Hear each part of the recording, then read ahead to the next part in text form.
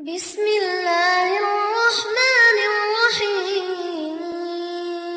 Alhamdulillahi Rabbil Alamin. Wassalatu wassalamu ala nabiyyina wa sayyidina Muhammadin al-amin wa ala alihi wa sahbihi wa dhurriyyatihi wa ummatihi ila yaumiddin wa ba'd. Faya ibadallah, ahbaballahi wa ahbaba rasulihi sallallahu alaihi wasallam, usi nafsi wa iyyakum bitaqwallahi faqad fazal muttaqun. Faqala ta'ala: Ya ayyuhalladzina amanu taqullaha haqqa tuqatih wa la tamutunna illa wa antum muslimun.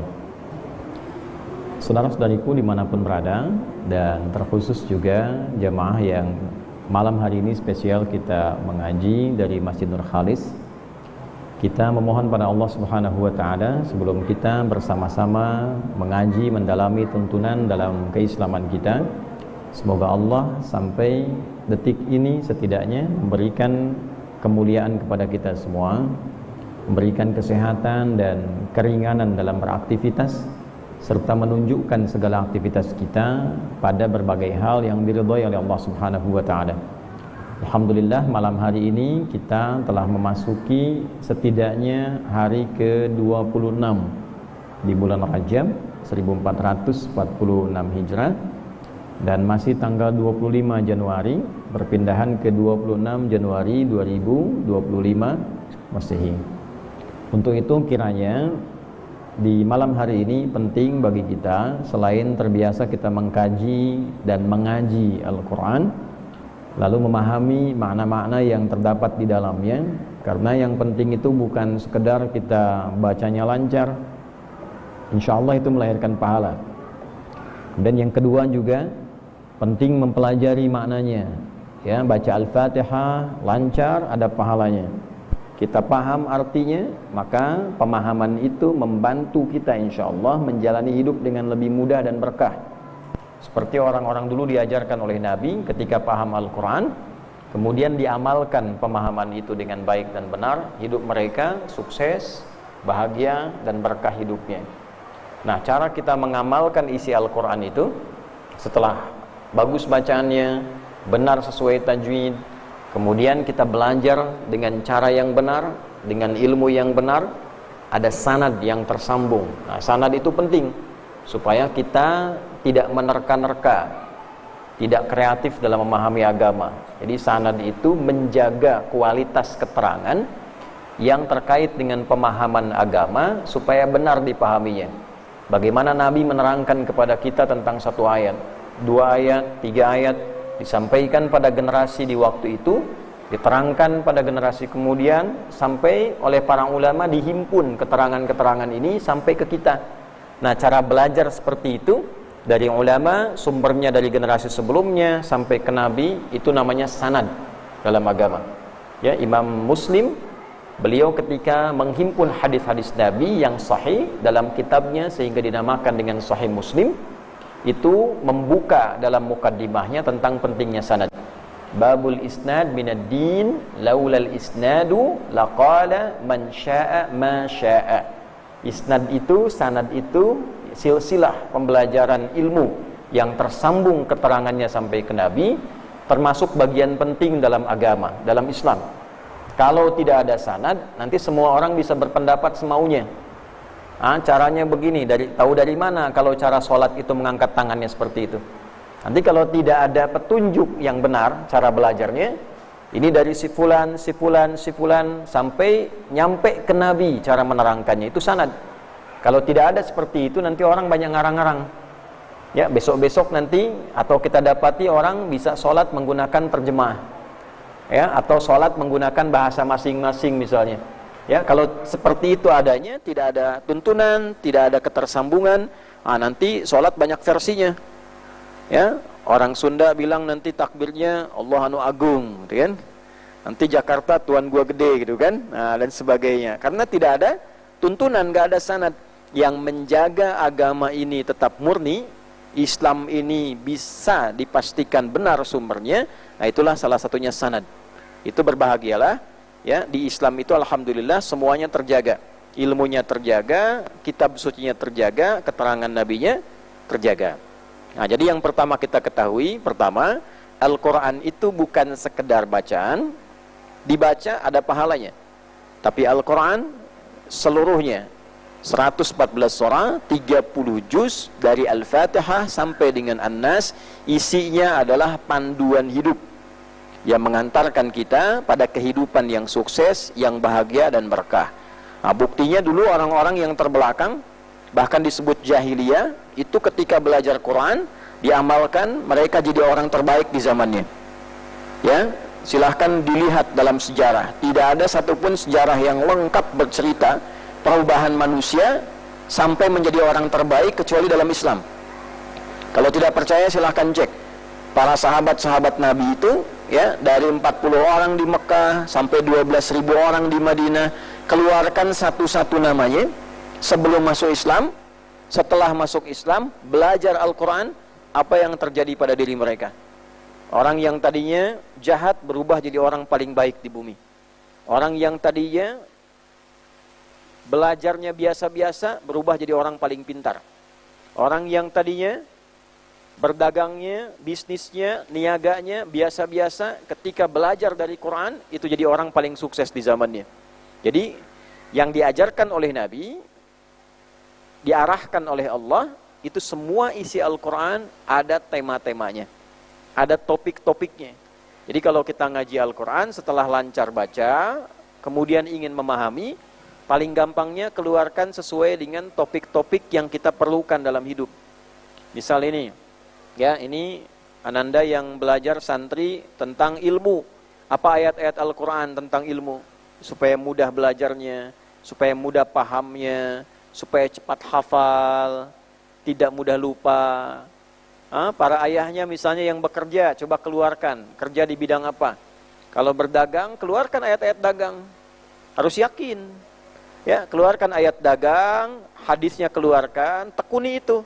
Cara berdagang yang benar bagaimana, yang berkah bagaimana, cara mendapatkan harta yang mudah itu seperti apa. Nah, mulainya dengan iman. Kalau dimulai semua dengan iman, dipraktekkan isinya, itu semuanya, bukan hanya di zaman Nabi. Kurikulum itu ketika dipraktekkan di zaman sahabat, nabinya meninggal, sukses. Di zaman tabi'in belajar dari sahabat, kurikulum yang sama, sukses. Padahal eranya berganti, masanya berubah. Tidak seperti zaman Nabi, keadaan masanya, tapi kurikulumnya ketika digunakan di zaman kapanpun, keadaan manapun, itu mengantarkan setiap orang Islam, apapun profesinya, itu selalu berhasil di puncak tertinggi dan bahagia hidupnya. Nah, malam hari ini kita akan coba keluarkan 40 bimbingan dari Nabi Sallallahu Alaihi Wasallam terkait pokok-pokok kehidupan. Jadi kalau ingin sukses dalam berbagai profesi, khususnya di bidang ilmu, ya, anak-anak ini santriwan, santriwati ingin jadi ulama yang hebat, ingin jadi ahli fikih. Ahli fikih itu bahasa Arabnya faqih, ada faqih itu, ya. Kalau ahli ilmu, alim, jamaknya ulama. Kalau ada orang ingin jadi ahli fikih, jadi ulama, jadi orang hebat, kemudian nanti sukses hidupnya, jadi apapun sukses, ya. Sahabat itu kan banyak sekali, yang jadi ulama ada, yang pebisnis ada, ya, yang jadi militer, komandan hebat ada, yang jadi panglima ada, ya, jadi birokrat, ya, birokrat itu di pemerintahan sampai sukses paling tinggi ada, dan semuanya orang-orang hebat, dunianya sukses, dan di antara mereka ada yang disebut bahkan oleh Nabi masuk surga tanpa hisab. Nah, Nabi Sallallahu Alaihi Wasallam pernah memberikan rahasia penting dalam hadis untuk umatnya yang ingin sukses, ya, terutama paham agama dengan baik, jadi orang hebat di kemudian hari. Nah, rahasia ini diungkapkan, disampaikan oleh sahabat-sahabat Nabi yang hidup dengan Nabi, dan rata-rata mereka kalangan ulama. Setelah Nabi meninggal jadi ulama di bidangnya, ahli fikih, ahli ilmu, ahli tafsir, ya, ada lagi yang kemudian jadi memahami bidang-bidang ilmu yang lain selain ilmu keislaman. Dalam arti bukan hanya tafsir, bukan hanya fikih, ada yang menguasai bidang kedokteran, ada yang menguasai bidang bahasa, ya, dan sebagainya. Ada yang ahli strategi, ya, dan seterusnya. Di antara para sahabat ini yang pernah mendengar rahasia penting ini dari Nabi, Di antaranya ada sahabat Ali bin Abi Thalib radhiyallahu taala anhu. Beliau sahabat Nabi, keluarga Nabi juga, keponakan Nabi, dan juga menantu Nabi. Nah, pernah dalam sejarah tercatat beliau menikah dengan salah satu putri tercinta Nabi sallallahu alaihi wasallam. Ada yang tahu siapa namanya? Nah, ya Sayyidah Fatimah Az-Zahra radhiyallahu taala anha. Jadi nanti hadis ini disampaikan oleh sahabat Ali bin Abi Thalib. Yang kedua ada sahabat junior, masih kecil. Ini usianya kayak nih santi-santi nih sekarang nih. Jadi waktu belajar dengan Nabi usia kecil 2 tahun, 3 tahun, 4 tahun. Nabi meninggal usianya kurang lebih baru 13 tahun. 13 masuk 14 tahun kurang lebih. Siapa yang 13 tahun usianya nih? Umurnya yang 13 tahun. Nah, akhtar nih, ya. Jadi Nabi meninggal itu usia Ibnu Abbas namanya radhiyallahu taala anhu masih 13 tahun, tapi beliau sudah hafal Al-Qur'an dan hafal Al-Qur'an dengan maknanya, dengan tafsirnya, dengan takwilnya, plus hafal dari Nabi 2000 hadis. 13 tahun. Oh, ya. Kemudian ada lagi selain Ibnu Abbas radhiyallahu taala anhuma, ada sahabat Anas bin Malik. Ya, Anas ini pernah jadi asisten Nabi selama 10 tahun. Ya, jadi ahli Al-Qur'an, ahli ilmu, hidupnya melayani Nabi, mendapatkan ilmu dari Nabi sallallahu alaihi wasallam, kemudian mendampingi Nabi jadi asisten selama 10 tahun. Jadi kalau kita urutkan sahabat Ali bin Abi Thalib radhiyallahu taala anhu, ada Ibnu Abbas radhiyallahu taala anhuma, ada lagi siapa tadi? Anas bin Malik radhiyallahu taala anhu, Abu Hurairah radhiyallahu taala anhu, Muadz bin Jabal radhiyallahu taala anhu. Ya, Abu Hurairah itu mu'allaf masuk Islam 3 tahun sebelum Nabi meninggal. Nah, jadi tahun ke-7 Hijrah, beliau itu senang ilmu, senang mencari, kemudian mendengar informasi ada seseorang yang disebut sebagai Nabi di Madinah. Datanglah ke Madinah, belajar dengan Nabi, masuk Islam, kemudian senang ilmu, menuntut ilmu dari Nabi sallallahu alaihi wasallam. Nah, jadi masuk Islamnya 3 tahun, tapi karena senang ilmu, hafal Quran, hafal kurang lebih sampai ribuan hadis. Ada yang mencatat sampai 7.000 hadis. Ya, sahabat Abu Hurairah. Ya, ada yang tahu nama aslinya? Namanya Abdurrahman bin Sahr. Ya, Abdurrahman bin Sahr. Jadi sebutan kunyahnya Abu Hurairah radhiyallahu taala anhu. Kemudian kita urut lagi ya, Ali bin Abi Thalib radhiyallahu taala anhu. Siapa lagi? Ibnu Abbas radhiyallahu taala anhuma. Siapa lagi? Anas bin Malik. Siapa lagi? Abu Hurairah. Siapa lagi? Muadz bin Jabal radhiyallahu taala anhu. Siapa lagi kira-kira? Ada Abu Sa'id Al-Khudri radhiyallahu taala anhu. Jadi bisa kita bayangkan orang-orang hebat pembelajar di masa Nabi sallallahu alaihi wasallam itu meriwayatkan hadis ini dari Nabi. Dan inilah rahasia salah satunya kenapa kalangan sahabat ini jadi orang-orang ahli ilmu terbaik di zamannya. Ya, coba lihat yang meriwayatkannya khusus para ahli ilmu, ulama-ulama hebat. Dan dapat ujangan dari Nabi, hadis ini mereka semua meriwayatkan. Jadi walaupun nanti ada yang meneliti sanadnya, ada yang melihat lemah, tapi karena yang meriwayatkan banyak saling menguatkan, para ulama mengambil hadis ini sebagai pijakan.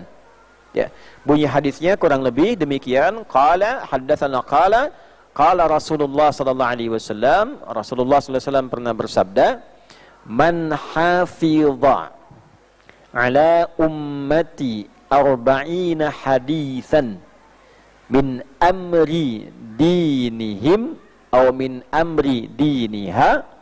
Perhatikan kalimatnya. Ya, lihat baik-baik. Ba'athahullahu yaumal qiyamati min zumratil ulama wal fuqaha. Dalam riwayat lain, ba'athahullahu yaumal qiyamati faqihan alima. Man hafidha ala ummati atau kama qala sallallahu alaihi wasallam, siapapun. Nah, ini kalau pakai man itu tawarannya terbuka untuk setiap kita. Nah, ini kalau ayahnya nanti saya beri rahasia di akhir ya. Ada ayahnya atau ini anak-anak, santiwan, santiwati, semua kita. Kalau ada kata man itu artinya Nabi menawarkan kepada kita langsung. Mau nggak gitu kan? Nah, mau nggak nih? Ada Ghazi, mau nggak Ghazi itu? Tariq, mau nggak Tariq? Gitu. Rama, mau nggak tuh? Amil, Haqi, mau nggak? Husain. Man hafidha ala ummati, siapapun di antara umatku yang bisa hafal. Nah, menggunakan kata hafidha itu bukan hanya hafal. Hafidha itu hafal dan menjaganya. Nah, sekarang orang yang menghafal Quran ya disebut dengan hafidh. Dulu hamil, hamilul Quran ya, yang mengandung Quran, hafal Quran dibawa dalam dirinya. Nah, kalau dijaga hafidh, hafal, dijaga hafalannya, dipraktekkan dalam hidup. Nah, man hafidha ala ummati, siapa yang hafal di antara umatku dan menjaga hafalan itu dipraktekkan dalam hidupnya. Arba'ina haditsan, 40 hadis. Ada berapa hadis? 40, ya. Nah, Nabi menawarkan pada kita semua, siapa di antara umat Nabi yang mau menghafal, menjaga, mengamalkan 40 hadis. Min amri dinihim atau min amri diniha, ya, yaitu hadis terkait dengan pokok-pokok dalam Islam. Nah, jadi di dalam Islam itu nanti kalau kita keluarkan Qurannya 114 surah, 30 juz, hadisnya ribuan dari Nabi sallallahu alaihi wasallam, di antara yang ribuan ini ada 40 yang pokok. Al-Qur'an itu 114 surah, di antara 114 surah ada satu induknya. Ada satu intinya. Surat apa kira-kira? Al-Fatihah yang kita baca tiap hari 17 kali. Diulang-ulang 7 ayat. Itu inti Al-Quran itu di Al-Fatihah. Ya, kalau hafal Al-Fatihah, paham Al-Fatihah, mengamalkan Al-Fatihah, itu nanti seperti Quran berjalan. Dan akan dimudahkan, ya, surat-surat yang lainnya. Jadi kalau Al-Fatihahnya benar, mengamalkan isinya, itu mudah menghafal surat-surat yang lainnya. Hadis juga begitu. Dari ribuan hadis itu ada 40 yang pokok. Kalau kita hafal 40 ini, mengamalkan isinya, maka kata Nabi sallallahu alaihi wasallam, ba'athahullahu yaumal qiyamati, orang ini akan dibangkitkan saat hisab di hari kiamat. Jadi kiamat terjadi, ya, semuanya habis, meninggal. Nah, itu namanya Mas Maul tuh, Maul juga meninggal, ya. Nah, nanti semua meninggal. Begitu selesai semua habis, kemudian dibangkitkan di hari kiamat. Begitu bangkit, yang hafal 40 hadis ini, mengamalkannya, menjaganya, dibangkitkannya spesial oleh Allah. Ba'athahullahu yaumal qiyamati min zumratil ulama, dibangkitkannya, digolongkan di kalangan para ulama. Nabi Muhammad dibangkitkan duluan sallallahu alaihi wasallam untuk memberikan syafaat. Nanti setelah itu, ya, ada kalangan-kalangan tertentu, kalangan nabi, orang-orang soleh. Nah, kalangan ulama ketika dibangkitkan, di antara kalangan ulama itu, misalnya alim fulan, alim fulan, alim fulan, kalangan sahabat, kalangan tabi'in, sampai ke kalangan kita sekarang misalnya. Nanti ada yang ikut bangkit di kalangan itu. Siapa dia? Ya, dialah salah satunya yang hafal, menjaga dan mengamalkan 40 hadis pokok ini. Nah, jadi pas hari kiamat bangkitnya nanti sama para ulama, di golongan ulama. Ya, jadi yang senang-senang ngaji, cinta ulama, hafal terutama 4 hadis ini, nanti begitu bangkit sama ulama yang dibangkitkannya. Ya. Ada lagi wal fuqaha, dengan para ahli fikih juga. Kita ngaji misalnya belajar fikih Imam Syafi'i rahimahullahu taala. Fikihnya Imam Ahmad misalnya, fikih Imam Malik, fikih Imam Abu Hanifah. Begitu kita dibangkitkan di hari kiamat, meninggal dibangkitkan, nah, itu nanti bersama para ahli fikih ini, bersama para ulama ini. Dalam riwayat lain ada yang tersambung sanadnya ke sahabat Abu Sa'id Al-Khudri radhiyallahu taala anhu, ba'athahullahu yaumal qiyamati aliman faqiha. Bukan hanya dikumpulkan dengan para ulama dan fuqaha, tapi ada juga di antara mereka yang dibangkitkan jadi alim, jadi faqihnya. Nah, ini nanti ada rahasianya. Rahasianya salah satunya adalah jika ingin mudah jadi seorang alim, faqih, ahli fikih, setelah hafal Quran, mau belajar hadis, mulailah dengan 40 hadis dulu. Ya. Nah, ini saya sering ditanya, Ya, ini ada juga jamaah yang sering tanya, Ustadz kalau sudah hafal Quran, hafalannya bagus, terus belajar apa setelah itu? Nah, kalau mengikut kepada hadis ini, kalau ingin selesai Quran, ingin lanjut mendalami inti agama, masuk kepada hadis, maka mulai 40 hadis dulu.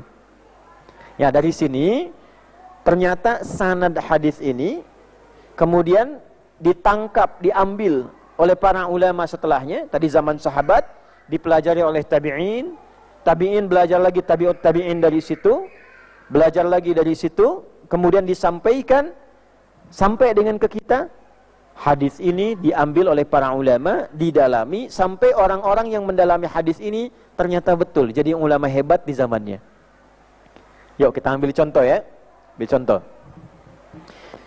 Ada seorang alim terkenal sampai sekarang.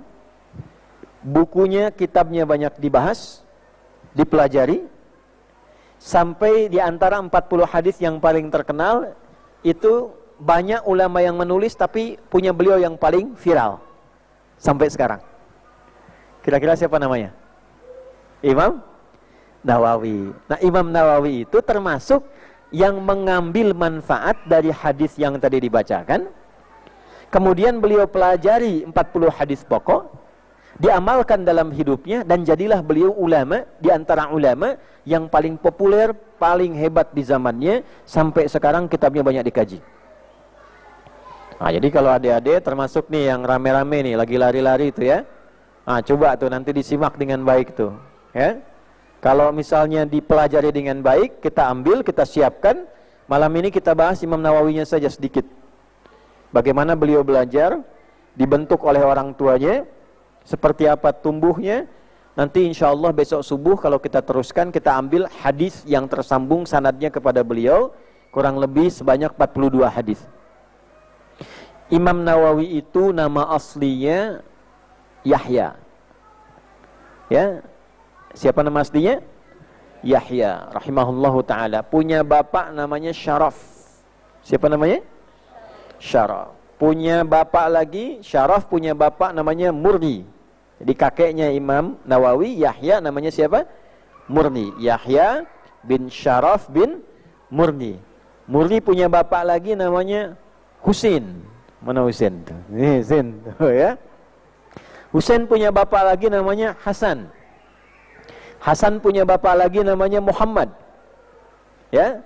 Muhammad punya bapak lagi namanya Al-Hijami. Jadi kalau diurut, Yahya bin Syaraf bin Murni bin Husain bin Hasan bin Muhammad bin Al-Hijami. Ya, berasal dari daerah namanya Nawa, sehingga disebut An-Nawawi. Ya, itu nama aslinya siapa? Yahya. Cuma karena saking pintarnya, saking viralnya, orang mau belajar. Di mana belajarnya? Di Nawa, ada imam di Nawa.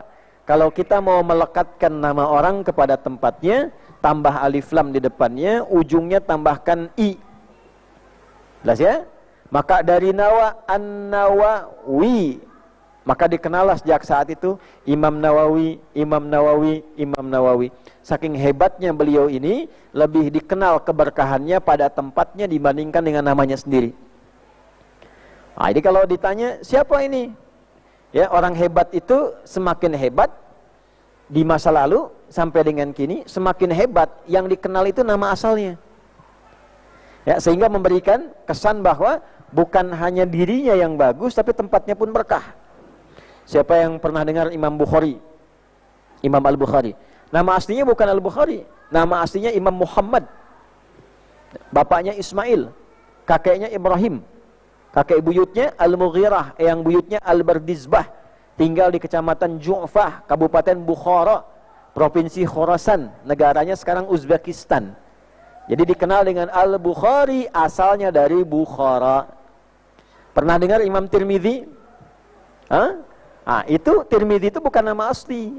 Nama aslinya Muhammad juga. Asalnya dari Tirmidz atau Turmudz, dikenal dengan At-Tirmidzi. Jadi Imam Nawawi itu nama aslinya Yahya, punya bapak namanya Pak Syaraf, punya kakek namanya Al-Murni. Lahirnya kurang lebih tahun, kalau kita hijriyahkan, kurang lebih 600 Hijriah. Masehinya 1233 Masehi. Abad ke-13 ya, atau abad ke-7 Hijrah, abad ke-13 Masehi. Jadi kalau sekarang tahun 2025, Imam Nawawi lahirnya 1233. Jadi kurang lebih berapa tahun tuh yang lalu ya? Ada 900 tahun yang lalu lebih ya. Kurang lebih. Itu Imam Nawawi rahimahullahu taala. Jadi waktu kecil, ini kayak kalian begini.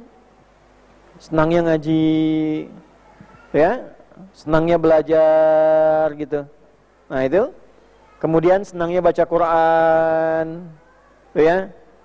Saking senangnya baca Quran, senangnya belajar, diajak main tuh susah. Ini masih senang main ya, jadi belum bisa Imam Nawawi nih, ya. Nah olahraga nggak apa-apa, tapi kalau keseringan main, itu belum Nawawi namanya. Ya, kalau mau ke Imam Nawawi, belajarnya yang banyak, mainnya boleh sebentar. Olahraga yang kuat untuk mengkuatkan fisik. Karena itu kita bangun jam 3, sholat, belajar sampai jam 9, olahraga sebentar. Supaya apa? Supaya meneladani ulama-ulama terdahulu. Nah hebatnya begini, ini untuk orang tua nih. Jadi saat dididik Imam Nawawi ini, ayahnya itu profesinya, ya profesi itu pekerjaannya, ya, itu punya warung, jaga toko, jaga warung. Punya warung sederhana, jualan di warung itu. Jadi ayahnya biasa saja. Ya, warung biasa saja, jualan di warung-warung, ya, satu warung, punya warung, jagain warung, jualan di situ. Tapi hebatnya, beliau berjualan dengan dasar keislaman yang baik. Beliau bukan seorang kiai, bukan seorang ustadz, tapi terkenal seorang pedagang, punya satu toko. Tapi kalau orang tanya, siapa pedagang paling jujur? Beliau. Siapa pedagang paling zuhud? Beliau. Orangnya sederhana, dan yang paling hebat nih, tolong catat kalimat ini, tidak pernah beliau memberikan makan pada anak-anaknya, terutama Nawawi kecil ini, sampai tumbuh dewasa, sampai dengan meninggal, kecuali dipastikan satu halal yang dikonsumsinya. Yang dimakannya halal. Ya, jadi selama hidupnya Imam Nawawi itu, selama hidupnya, ya, bisa dipastikan apapun yang dimakan itu yang pertama bersumber dari tangan ayahnya dulu. Sampai meninggalnya, Pak.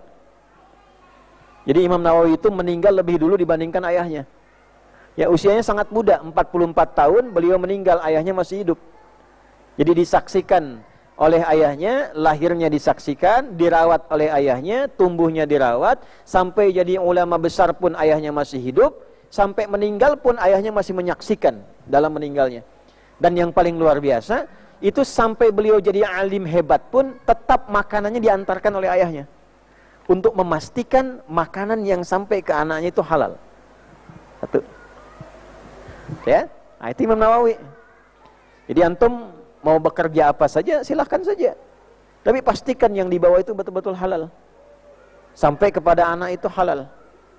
Ya, makanya kenapa salah satunya di Mira itu, ketika masuk, anak tidak boleh bawa apa-apa. Ya, makanannya disiapkan, orang tua tidak ada, ya, bayar ini, bayar itu dan sebagainya, ya, disiapkan supaya yang pertama kita bisa saring dulu semua makanan yang masuk kepada anak itu, insya Allah kita pastikan semua halal dan baik. Nah, karena itu silakan cek orang tuanya, ada nggak perubahan pada anaknya itu selama tinggal di sini. Nah, itu kalau makanannya betul, sumbernya bagus, itu pasti yang pertama ada perubahan pada diri anak itu. Itu awal yang pertama. Ya, karena itu yang dititipkan pada orang tua, terutama para ayah, memastikan pekerjaannya benar, harta yang didapatkan benar, dimasak oleh istrinya benar, dimakan oleh keluarganya benar, itu pasti yang pertama terjadi, Allah jaga keluarga itu, termasuk anak-anaknya, tumbuh dengan baik dan benar. Itu kaidah itu. Itu gak bisa ditawar. Ya, jadi kalau antum misalnya, jangan antum lah ya. Ada misalnya orang tua membawa yang haram aja. Ya, bawa haram aja. Dimasak oleh istri, oleh ibu, dimakan oleh anak, pasti dampak pertamanya terjadi perubahan yang tidak baik pada anak. Jadi kalau ada anak-anak misalnya, mohon maaf ya, tumbuh sekarang perilakunya tidak bagus misalnya, ya bukan perilaku yang normal, aktif, kadang ingin tanya, kadang ada kenormalan yang berbeda. Ya, Saya kurang sepakat kalau ada disebut nakal misalnya. Enggak juga, kadang aktif misalnya, lari, jalan ini, yang normal. Karena tumbuh reaksi dari dirinya untuk bertanya. Tapi ada yang di luar itu. Ya, mohon maaf, diaturnya sulit luar biasa. Awas, hati-hati itu. Ya, sampai senangnya yang tidak wajar. Ke orang tuanya tidak baik. Ya, ya sifat-sifat yang kita pahami lah ya. Sebagai orang tua di luar ini banyak. Sekarang ini kalau kalian mau tahu ya, berita-berita di luar, ada anak-anak dari SD sudah narkoba. Ada yang bunuh temannya itu. Na'udzubillah min dzalik. Ya? Ada yang sudah berzina kecil-kecil itu. Itu kalau ditelusuri, sumber pertamanya pasti ada yang enggak bagus itu. Ya, ada harta yang tidak baik, ada makanan yang dikonsumsi yang salah itu. Ya, silahkan dicek itu, silahkan dicek. Kalau mau dirilis datanya, kemudian kita teliti, ditelusuri, itu hal pertama yang kita dapatkan pasti akan ditemukan sumber pertama dari yang dikonsumsi, dimakan anak itu ada yang tidak baik. Ya, maka belajar dari Imam Nawawi, ayahandanya memastikan bahkan sampai meninggal, itu diantarkan langsung oleh tangan ayahandanya, bahkan disuapi ke Imam Nawawi itu untuk memastikan yang dikonsumsi, yang dimakannya makanan yang halal dari hasil kerja dan keringat ayahandanya. Jelas sampai sini? Ya. Nah, ini tanya aja nih bapak ibunya nih. Anak-anak di sini sudah berapa lama kalian di sini? Berapa bulan? 5 ke 6 bulan ya? Nah, coba dicek deh. Waktu liburan kemarin ke rumah itu ada perubahan enggak? Coba lihat. Insya Allah ada perubahan. Nah, kalau berubahnya kepada yang tidak baik, berarti di sini ada yang salah. Cepat ambil anak bapak ibu, jangan sekolah di sini. Ya. Nah, kalau kalian jadi lebih baik, lebih bagus, nah, artinya apa? Artinya harus semangat belajarnya, semangat lebih baik, dan selalu menjaga hubungan dengan Allah Subhanahu Wa Taala. Satu itu. Yang kedua begini, Imam Nawawi makannya nggak banyak. Nah, makannya satu, biasanya roti kering, ya. Kemudian tambah zaitun sedikit, mulai ba'da isya. Ya, beliau makan, ayahnya antarkan, biasa sedikit, tapi tidak harus seperti itu. Oh, besok di Mira makannya roti kering, misalnya kan? Tambah minyak zaitun, nggak begitu juga. Maksudnya ingin menunjukkan makannya nggak berlebihan, makannya tidak berlebihan. Ada riwayat menyebutkan minumnya sebelum subuh, jadi rajin puasa. Nah, jadi yang pertama pastikan yang halal, yang kedua tidak berlebihan. Boleh sesuai selera, tapi jangan berlebihan. Makan kebanyakan, menghafal, tidak fokus, ya, banyak ngantuknya nanti, banyak capeknya, tidak bisa mengatur waktu dengan baik. Makan secukupnya, ya. Ada waktunya makan banyak, ada waktunya makan secukupnya. Coba lihat misalnya Ustaz kalau mengajar, pernah nggak ngajar sambil makan? Atau misalnya minum, walaupun dikasih minum jarang disentuh itu. Paling kalau disentuh sedikit, tapi yang benar, kapan minumnya, kapan makannya, ya. Nah, makanya biasanya Ustaz agak kurang terbiasa. Buya kurang terbiasa kalau mau ngajar dihidangkan makanan tuh kurang terbiasa. Nah, takutnya apa? Takutnya hidangannya masuk, ilmunya yang keluar sedikit. Ya, jadi kita siapkan kapan makan, kapan istirahat, kapan kita minum. Nah, jadi satu, pastikan halal, yang kedua pastikan yang cukup. Nah, yang ketiga ini yang penting. Ya. Ternyata makannya ba'da isya, minumnya sebelum subuh. Penutup minumnya. Artinya apa? Beliau rajin puasa. Ya, rajin apa? Puasa. Jadi kalau kalian nanti, nah ini Rajab kan mulai sedikit-sedikit puasa ya. Nah, kemarin Kamis puasa enggak? Puasa kan? Nah, Seninnya puasa. Nanti Sya'ban, begitu masuk Sya'ban agak banyak puasanya. Agak banyak supaya terbiasa Ramadan. Nanti kalau Ramadan, full kita puasa. Biasanya orang kalau rajin puasa itu ilmu apapun mudah dipelajarinya. Ya. Imam Syafi'i itu kalau bulan Ramadan itu bisa khatam Quran sehari 2 kali. Siang sekali, malam sekali. Loh. Ya. Padahal hari-hari biasa sekali khatam. Setiap hari khatam Quran. Sekali. Ramadan itu 2 kali khatam Quran dalam sehari. Ya. Itu murajaah dan bisa menyelesaikan persoalan-persoalan. Ini masalah ini, ya jawabannya begini. Kalau ada masalah begini, jawabannya begini. Pernah beliau tidak bisa tidur semalaman saat menginap di rumah muridnya Imam Ahmad bin Hanbal. Ya, tidak tidur semalaman ternyata ketika bangun subuh itu masih pegang wudu, masih punya wudu. Ternyata malam harinya menyelesaikan 300 masalah. Ya, 300 masalah. Kalau ada begini, ini jawabannya. Kalau ada pertanyaan begini, ini ayat Qur'annya, ini hadisnya, ini fikihnya. 300 persoalan diselesaikan dalam semalam. Tuh. Ya. Nah, sanadnya apa?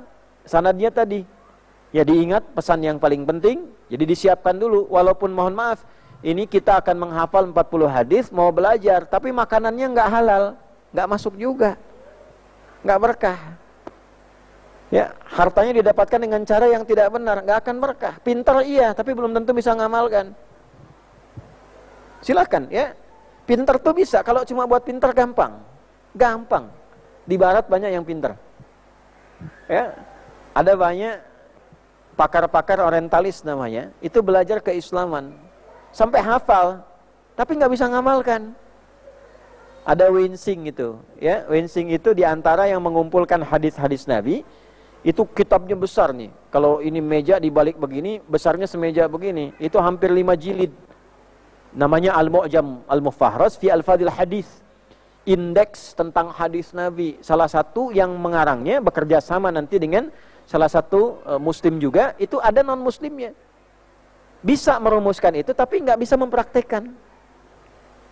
Ya, jangan dikira ada yang tidak hafal Quran. Mereka ada juga yang hafal Quran, pakar-pakar di bidang Islam itu ada yang hafal Quran, tapi nggak bisa mengamalkan isinya.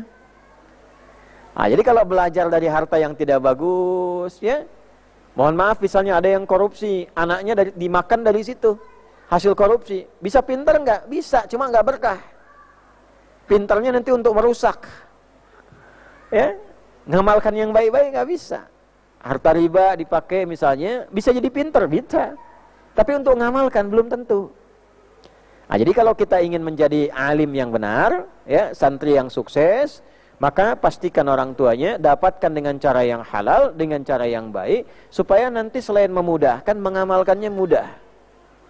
Nah, ini diantara yang mengajar juga sekarang, misalnya mohon maaf, ya, belum tentu yang pintar-pintar mengajar itu punya kemudahan mengamalkan apa yang diajarkan. Itu belum tentu. Ya. Kalau pintar mengajarkan ya ayyuhalladzina amanu la yaskhar qaumin qaum, hai orang-orang beriman, pintar nafsirkannya, jangan saling mencela. Nah, ustaz-ustaznya pada saling mencela itu. Bersatulah wa'tasimu bihablillahi jami'an wa la tafarraqu. Itu adalah surat Ali Imran ayat 103. Bersatulah dengan tali Allah Al-Quran, jangan terpecah belah. Nah, ini pada saling terpecah belah. Ini pengajian ini pengajian itu. Yang ini merasa paling unggul, yang ini paling lemah. Nah, pintar bahasnya, tahu dalilnya, tapi untuk mempraktekkan belum tentu bisa. Nah, maka salah satu caranya apa? Caranya memulai dengan cara yang benar. Jadi sebelum kita ngaji, belajar 40 hadis, hadisnya apa saja, jadi orang hebat itu seperti apa yang diridhoi oleh Allah. Maka yang pertama, pastikan makanannya apa? Halal. Yang kedua, ya, setelah halal, pastikan yang dimakan secukupnya. Yang ketiga, perbanyak amal soleh dengan makanan itu. Kalau makanannya baik, jadi tenaga. Walaupun makannya sedikit, jadi tenaga untuk ibadah. Ya, puasanya bagus, baca Quran bagus, sholatnya enak, ngajar juga enak, walaupun sedikit makannya. Nah, itu berkah tandanya. Nanti setelah itu, baru kemudian mulai mendekati Allah dengan amal saleh. Makanya Imam Nawawi salah satu amalan andalannya selain puasa, tahajud. Kita latihan bangun jam 3, zikir, tahajud. Itu amal kedua. Setelah makan terbiasa, amal keduanya kita puasa, ya. Makan dengan makanan, selanjutnya tahajud. Imam Nawawi itu kalau malam, itu beliau ambil sudut yang remang-remang, enggak terlalu nyala lampunya. Ya, supaya enggak ketahuan orang, pengennya menyendiri, nggak kelihatan ria. Tapi kalau sholat beliau khusyunya luar biasa. Ya, selalu baca ayat paling favorit beliau itu waqifuhum innahum mas'ulun. Ya, berhentikan dia dulu, jangan langsung dimasukkan ke surga, tanya dulu, hisab dulu. Jadi Imam Nawawi walaupun beliau orang hebat, alim yang hebat, ilmunya banyak, tapi tetap merasa dirinya itu kurang aman sebelum dihisab di hadapan Allah Subhanahu wa taala. Selalu amalan andalannya salah satunya tahajud, supaya beliau itu merasa lebih dekat dengan Allah Subhanahu wa ta'ala. Jadi pertama, makanannya yang bagus. Kedua, cari amalan-amalan yang mendekatkan diri kita dengan Allah. Salah satunya tahajud. Yang kedua, rajin puasa. Jelas sampai sini? Nah, jadi setelah beliau tumbuh, belajarnya gampang. Begitu baca ini langsung paham. Menghafal sesuatu langsung hafal. Imam Nawawi itu kalau baca langsung hafal. Ya, pahami, langsung mengerti. Nah, setelah itu beliau tumbuh jadi ulama hebat. Banyak buku yang ditulisnya. Di antara bukunya nanti ada misalnya kita sebutkan At-Tibyan fi Adab Hamalatil Quran. Cara kita menghafal Quran dan belajar ilmu bagaimana. Ya, kalian nih seperti sekarang duduknya kayak gimana yang betul tuh. Ya. Cara megang Quran seperti apa? Cara masuk majelis ilmu bagaimana? Itu ada adabnya. Nah, Imam Nawawi buat kitab di situ. Ada Riyadhus Shalihin 1896 hadis. Ya, ada nanti Al-Minhaj, ya, ada Syarah Sahih Muslim di dalamnya. Kemudian ada apa lagi? Di antara yang paling terkenal, ya di antaranya adalah Al-Arba'in An-Nawawiyah. Ada 42 hadis disusun oleh Imam Nawawi. 42 ini pengalaman beliau selama hidup. Jadi ketika mendapat hadis yang tadi saya awal bacakan itu, siapa yang hafal, menjaga, mengamalkan 40 hadis yang pokok dari agamanya, maka ia akan dibangkitkan di hari kiamat sebagai ahli ilmu, ahli fikih, dan masuk kalangan ulama dan fuqaha. Maka sepanjang kehidupan beliau, ketika beliau belajar sampai jadi ulama, beliau merumuskanlah 40 hadis itu. Ini kurang lebih hadisnya, 1, 2, 3, 4. Begitu sampai ke 40, inti di yang ke 40 itu terkait dengan 2 hadis lain. Maka digenapkanlah kemudian jadi 42. Jadi begitu 40, hadis ke-40 itu tafsirnya 2 hadis yang lain. Maka dimasukkanlah 2 hadis ini sehingga jumlahnya menjadi 42 hadis. Tapi tetap disebutnya dengan Al-Arba'in An-Nawawiyah. Jadi di antara 40 hadis yang disusun oleh para ulama, yang paling terkenal, paling viral sampai sekarang adalah hadis-hadisnya Imam Nawawi. Insyaallah itu yang kita nanti akan pelajari. Hadis pertama apa, hadis kedua apa, hadis ketiga apa. InsyaAllah kita pelajari dengan sanadnya, kemudian juga dengan apanya, isinya. Nanti setelah hafal 1, amalkan dulu. Ya, setelah lancar mengamalkan, paham, bisa mengamalkan dengan baik, baru kita masuk hadis yang kedua. Sebelum masuk hadis kedua, akan dites dulu. Coba bacakan hadisnya. Kalau belum hafal, di luar. Ya, belum boleh masuk. Siap? Siap nggak belajarnya begitu? Siap ya? Nah, jadi nanti hafal dulu hadisnya, paham dulu satu-satu, kita amalkan dulu, begitu mengerti, nah nanti hadis yang kedua. Hadis kedua mengerti, hadis yang ketiga. 1 hadis bisa 1 bulan. Dulu Yai Ahmad Dahlan, pendiri Muhammadiyah, itu mengajarkan surat Al-Ma'un 3 bulan. 3 bulan. Padahal ayatnya pendek. Ara'aital ladzi yukadzibu biddin, fadzalikal ladzi yad'ul yatim wa la yakhuddu 'ala ta'amil miskin, fawailul alladzina hum an salatihim alladzina hum yura'un wa yamna'unal ma'un. Ayatnya pendek, suratnya pendek, tapi diajarkannya 3 bulan. Tapi 3 bulan itu, setelah itu jadi panti yatim, jadi rumah sakit. 3 bulan. Setelah paham, diamalkan jadi sesuatu. Nah, umat Islam dulu begitu. Surat Al-Asr itu kan paling pendek juga di Quran, selain Al-Kautsar. Surah 103, wal asr innal insana lafi illa alladhina amanu wa amilus salihat wa tawasaw bil haqq wa tawasaw bis sabr. Pendek, tapi diajarkan Yai Dahlan itu 8 bulan. Coba, Al-Ma'un 3 bulan, Al-Asr 8 bulan. Tapi setelah 8 bulan jadinya apa? Sekolah-sekolah, madrasah-madrasah. Nah, sekarang dikembangkan 168 universitas, ribuan TK, ribuan pesantren, ya ribuan sekolah. Itu dari surat Al-Asr, ngajinya begitu. Nah, kalau kita belajar sanad di hadis-hadis terkait dengan Quran, itu semua komennya sama begitu. Misalnya ada namanya Abu Abdurrahman As-Sulami, itu tabi'in, ya belajar hadisnya dari sahabat, belajar Qurannya dari sahabat. Beliau mengatakan, akhadtul Qur'ana an aqwamin. Kami itu kalau belajar Quran, enggak 1-2 guru, gurunya banyak. Setiap belajar enggak banyak-banyak, paling banyak 5 ayat. Nanti belajar artinya apa, maknanya apa. Setelah itu kami belajar mengamalkan. Setelah tahu ilmunya, paham artinya, bisa mengamalkannya, baru belajar ke ayat berikutnya. Sehingga jadinya orang-orang hebat, mereka Quran berjalan. Tahu artinya, tahu maknanya. Nah, kita sekarang baru belajar menghafal. Kalian semangat tuh ya. Semangat menghafal, semangat menghafal. Setelah nanti menghafal, belajar paham isinya. Setelah paham isinya, amalkan dalam kehidupan.